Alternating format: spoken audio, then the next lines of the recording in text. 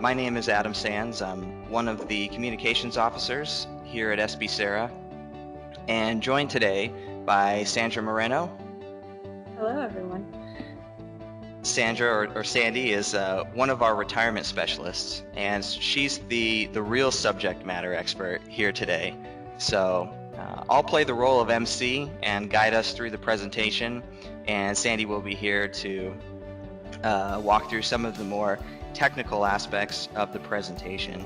So thanks very much for joining us on this coffee break with SBCERA. Today we're going to talk about reciprocity, and before we go through the slides, I just want to highlight a few features in the webinar.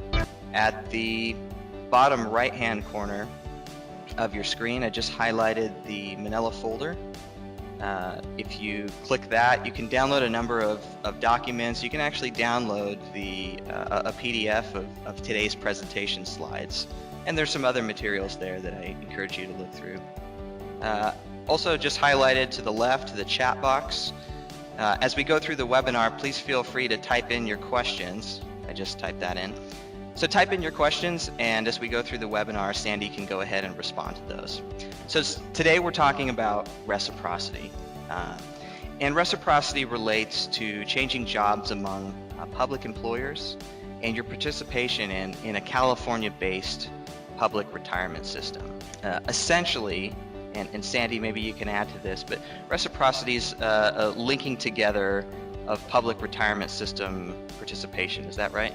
Yes, it's like I always say, it's creating a bridge between the two systems. There's no exchanging of funds or anything like that. It's just you are building that bridge between the two retirement systems to, essentially link together.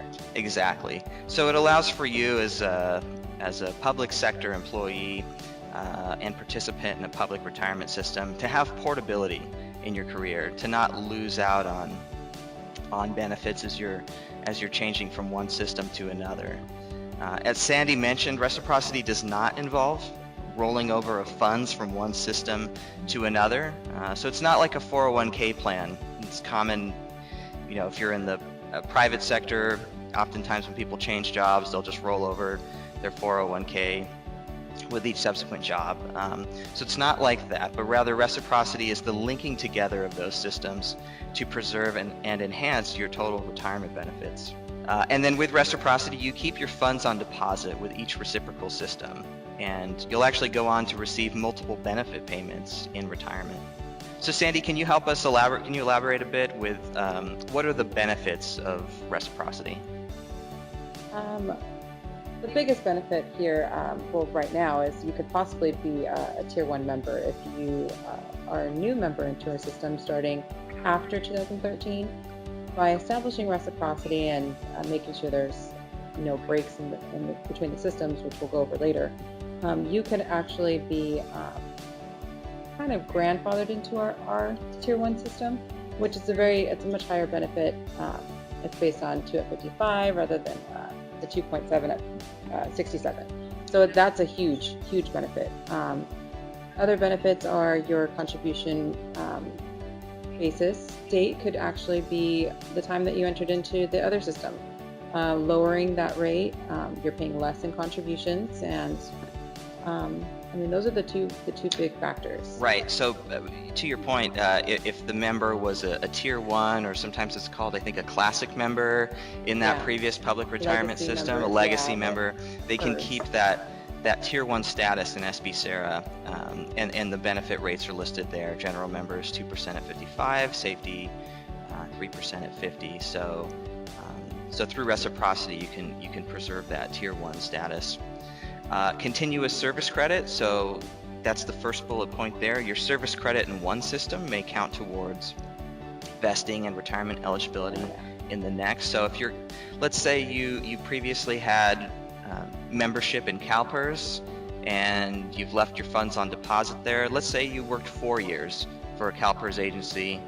Through reciprocity, if you come to SBCERA, you would only need 1 year of service credit to reach the vesting milestone. And it brings you, in this example I just gave, 4 years closer to retirement eligibility. Yeah, correct. If you have 9 years with PERS or with the other system, and you just technically, if you're over 50, you come here and you can work 1 year and essentially retire. So that reciprocal linkage helps you retire sooner. And then Sandy, that third bullet point, your final average compensation may count for each system. What does that exactly mean? Well, due to the PEPRA, the Public Employees Pension Reform Act. Yes. Final average compensation has kind of been broken down a little bit. So essentially what we use here might not technically, oh, I'm so sorry, I jumped way ahead. The final average compensation, the benefits of reciprocity is the two systems will get together and we will use the highest salary between the two. So if you let's say come from PERS, like I said, 9 years, you work 1 year here, but you're making a substantial amount more, we will use PERS, we'll sometimes use that salary, or we will use PERS salary if it was higher.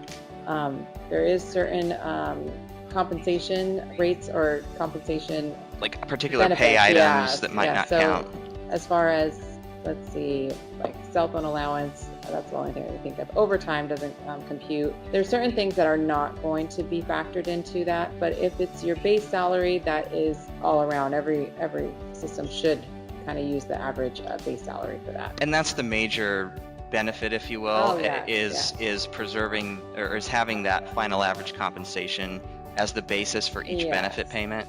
So members that work with PERS in '84 were making maybe $2,000 a month. They come here making 10. PERS will use essentially base salary. PERS will be using that $10,000 final average compensation. So that's a huge perk. Absolutely. Looks like we have a question from Sonia. Sonia, if you don't mind, I'll maybe read the question aloud in case anyone can't read it on screen. And the question is, what if I worked in LA County's SETA program? Would I be able to get credit for that? As long as you were a part of their retirement system. So I think LA County is SBCERA. So if you have some time with SBCERA and your break in service was no more than 6 months or 180 days, then yes, you can definitely link the systems together or build that bridge. And then your start date with SBCERA will be your start date with LA County.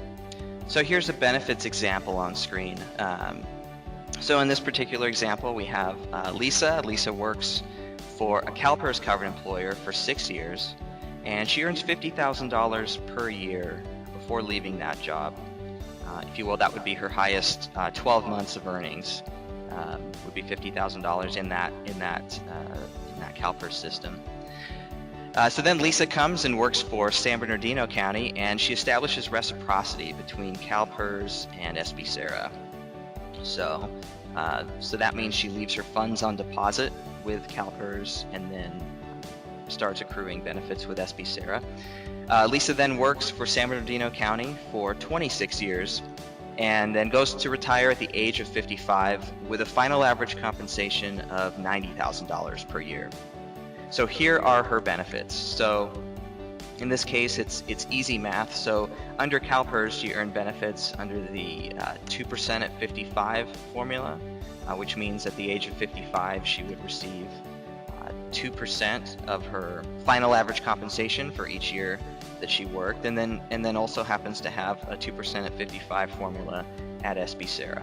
So she goes to retire on the same date from each system and receives those multiple benefit payments in retirement, but they're based on her highest final average compensation across both systems. So in this example, it's using that $90,000 per year as the basis for each payment, and so you can see the math there. So she would receive $900 a month from CalPERS and then $3,900 a month from SBCERA.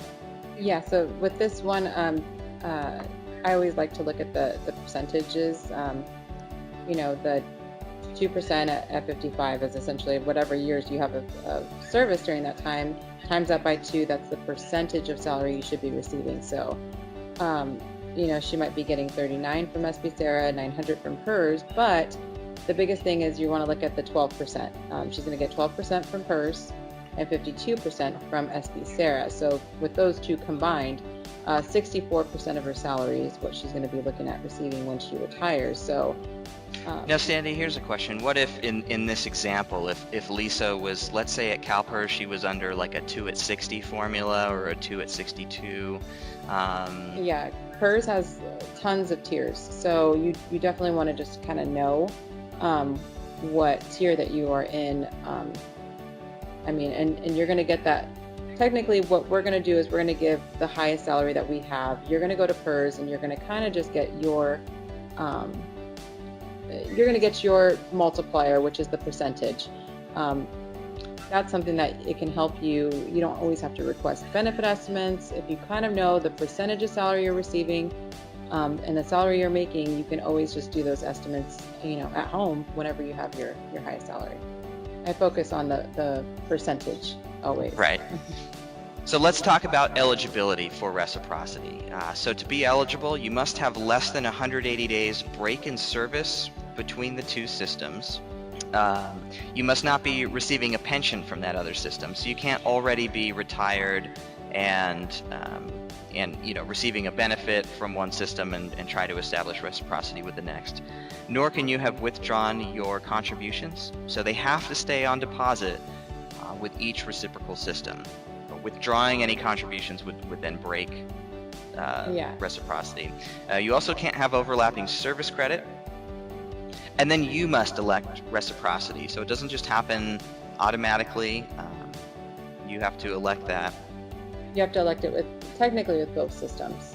If we receive something from PERS and they're saying that they want to establish reciprocity, we do ask for your verification as well. And then an incredibly important note is that you must file an application for retirement with each system. So you have to do that in advance, and it must indicate the same effective retirement date. So you're retiring concurrently, retiring on the same date from each system. Yes, and when you come in for your service retirement application, or to file everything, we will definitely remind you. This slide just shows the systems that SBCERA has reciprocal agreements with. So CalPERS, STRS, Judges Retirement System, any plan that has reciprocity with CalPERS. And then what's known as the 1937 Act. So the counties that fall under the 1937 Act. Sometimes they're just called 37 Act counties, but you can see the list there. So an important question to ask is reciprocity right for everyone? So you may wish to consider the following before establishing reciprocity. And the first is take a look at your contribution rate.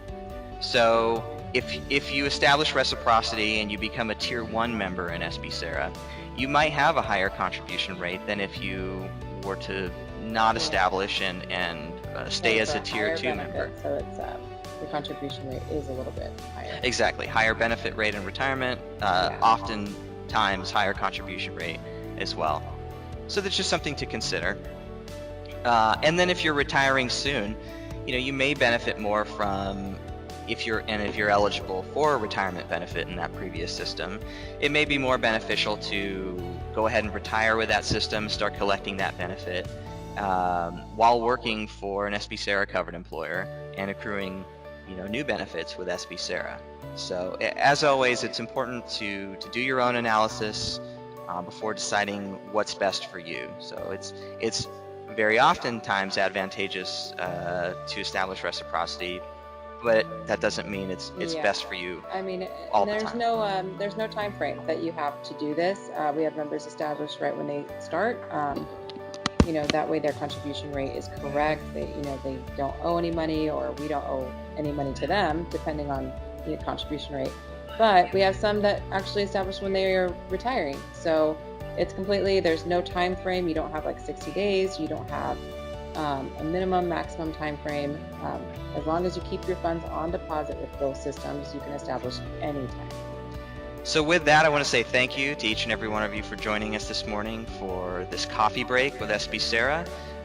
We have our contact information on the screen, so if you'd like to learn more about reciprocity, I do encourage you to give us a call. You can set up an appointment with Sandy or any other of our retirement specialists. They're all incredibly knowledgeable and helpful, and they'd be happy to to set up an appointment with you. So our contact information is there. And Sandy and I will go ahead and hang out on this webinar a bit longer. I know our 15 minutes is up, but if you'd like to stick around and ask us some questions, we'd be happy to answer those in chat. But for those of you who have to get back to work, wish you a great day, and thanks again for joining us.